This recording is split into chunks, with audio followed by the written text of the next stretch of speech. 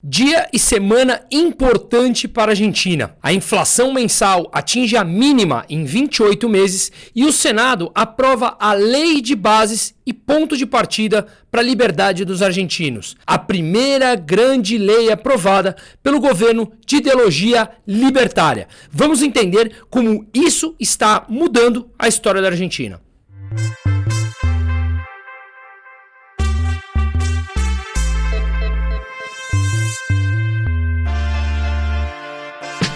Vagas abertas para o workshop presencial Caos e Oportunidade, a terceira edição. Será realizado dia 29 de junho, um sábado, o dia inteiro, aqui em São Paulo. Falaremos sobre perspectivas econômicas e investimentos, que eu farei esse bate-papo. Traremos pessoas especialistas para falar sobre blindagem patrimonial, sucessão patrimonial, instrumentos financeiros para nos proteger dessas altas abusivas de impostos. Traremos também, claro que online, por ordem do STF, o Paulo Figueiredo, que está trabalhando tão intensamente pela liberdade de expressão no Brasil. Portanto, seja rápido, compre agora e garanta seu bônus exclusivo, que é a mentoria de 2 horas online comigo. Clique em Saiba Mais e adquira o seu ingresso.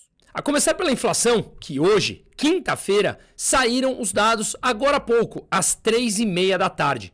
Para irmos direto ao ponto, a Argentina registra a menor inflação mensal dos últimos 28 meses. A mudança de preços foi de 4,4%. Vamos lembrar que no mês de abril tinha sido 8,8%. Portanto, essa foi a quinta queda mensal consecutiva. Quando Javier Milei começou a governar dia 10 de dezembro, a inflação mensal estava em 25%. Além disso, a taxa de juros estava em 133%, hoje em 40%, e o Banco Central estava com reservas líquidas negativas.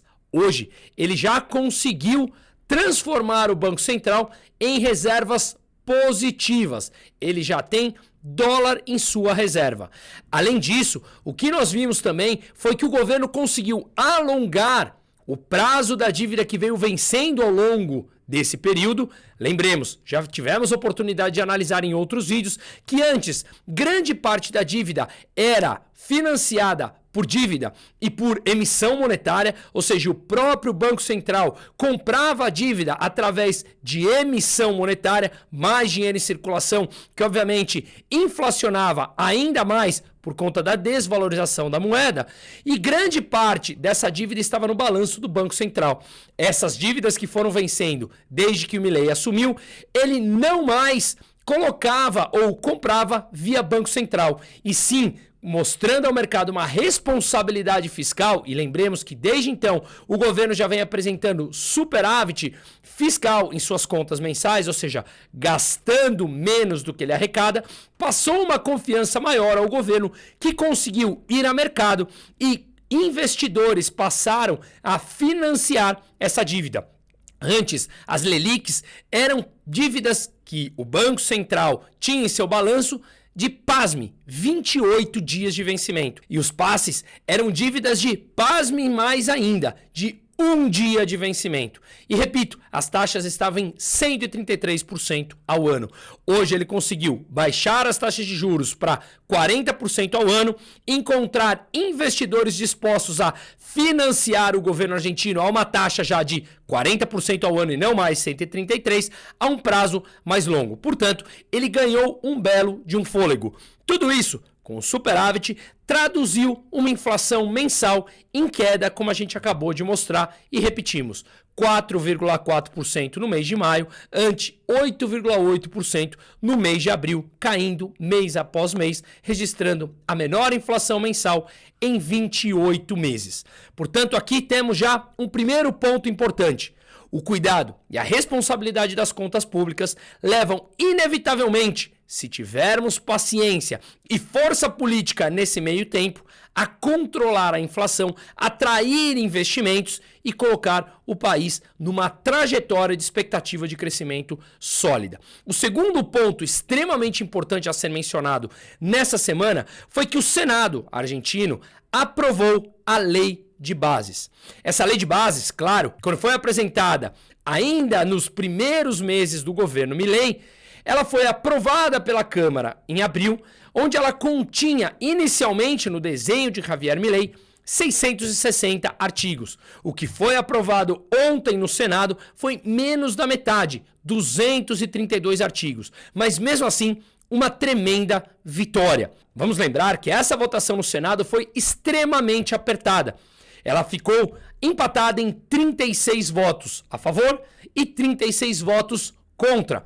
E tivemos o voto de Minerva de Victoria Villarroel, que eu tive o prazer também de conhecer quando eu cobri as eleições argentinas no primeiro e no segundo turno junto a Javier Milei. O voto dela de Minerva deu, portanto, a vitória e o Senado aprovou a lei de bases. Como eles apresentaram algumas mudanças no Senado, terá que voltar à Câmara. A Câmara, o Javier Milei não tem maioria, mas tem mais força ainda do que no Senado. Portanto, como já tinha sido aprovado na Câmara, a expectativa é que eles consigam, portanto, aprovar a lei de bases, que vou repassar aqui os pontos mais importantes que foram aprovados e que sim, vem colocando a Argentina numa trajetória de expectativa de crescimento sólida com novas atrações de capital e investimentos local e estrangeiro. Portanto, como eu falei, foram 232 artigos aprovados. Os principais colocados e desenhados lá no começo do governo foram rejeitados. Vamos lembrar que Javier Milei e o seu partido Libertad Avança conta com minoria, tanto na Câmara como no Senado, onde a maioria ainda é de oposição kirchnerista, aqueles que destruíram o país em pelo menos 2 décadas anteriores. Vamos entender então quais foram esses pontos aprovados que podem colocar uma diferença da Argentina. O primeiro deles, delegação de poderes. O que isso efetivamente representa? Ele confere ao presidente, ou seja, a Javier Milei, poderes extraordinários por 1 ano para declarar emergência em 4 temas: administrativo, econômico, financeiro e energético. Nesses 4 setores, o presidente, o executivo, ele pode declarar emergência e, portanto, apresentar decretos que não precisa do legislativo para ser aprovado. Mas calma, ele também está sendo limitado e ele aceitou isso. Lembremos que a ideologia dele e o que ele vem mostrando respeitar é ser descentralizador. Portanto, nesses pontos, mesmo que seja permitido ele governar por decretos, esses decretos devem obrigatoriamente e serão controlados pela Comissão Bicameral Legislativa, ou seja, o Senado e a Câmara. O Executivo, ou seja, Javier Milei, também aceitou algumas outras restrições ao seu próprio poder, como, por exemplo, se comprometer a não intervir nem dissolver cerca de 15 organizações públicas. O segundo ponto, que é o regime de incentivos a grandes investimentos. Ficou apelidado de RIGI, colocando as iniciais de regime de incentivos a grandes investimentos. Esse ponto prevê benefícios fiscais, aduaneiros e cambiais por 30 anos. Ou seja, leva estabilidade regulatória, proteção contra abusos do Estado para projetos de investimentos com valores superiores a 200 milhões de dólares na Argentina. Um ponto também que o governo teve que ceder foi justamente colocar nesse RIGI que 20% de todo o investimento seja cotado e comprado, se tiver a qualidade e o preço competitivo, com fornecedores locais. Esse RIGI, ou seja, esse regime de incentivo a grandes investimentos, contempla a indústria florestal, mineria, energia, infraestrutura e tecnologia. Os outros setores não serão contemplados, não estão dentro do regime de incentivo a grandes investimentos, mesmo que superem os 200 milhões de dólares. Essa também foi algo que o executivo, Milei, teve que negociar, teve que ceder ao Senado, repito, de ampla maioria kirchnerista. Mas também foi uma grande vitória, pelo menos nesses 4 setores citados, em que ele poderá dar esses benefícios para atrair investimentos. O terceiro ponto é sobre privatização. Aqui foi onde ele mais teve que abrir mão. No primeiro desenho apresentado lá no começo do seu projeto, eram 40 empresas, pelo menos, públicas que seriam privatizadas. Dentro dessa lei de bases que foi aprovada pelo Senado, apenas 2 empresas poderão ser privatizadas. Vamos fazer um parênteses aqui e lembrar que esse é um processo de gerações em que precisa mudar a mentalidade do argentino, assim como no Brasil, que é completamente estatizante.